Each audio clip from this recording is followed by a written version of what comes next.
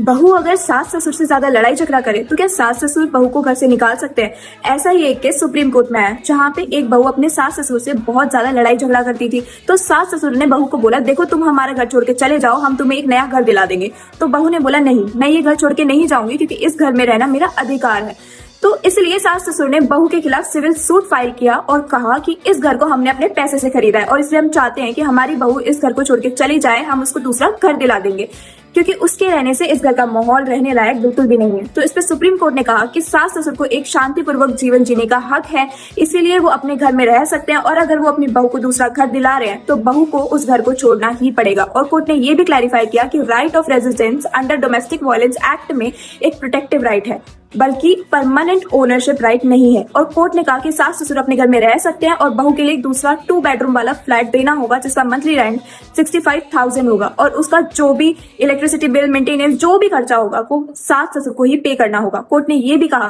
कि बहू को भी शेल्टर मिलना चाहिए और सास ससुर को भी शांति में रहने का हक है, इसलिए बहू को दूसरा घर दे दें और सास ससुर अपने घर में शांति से रहे।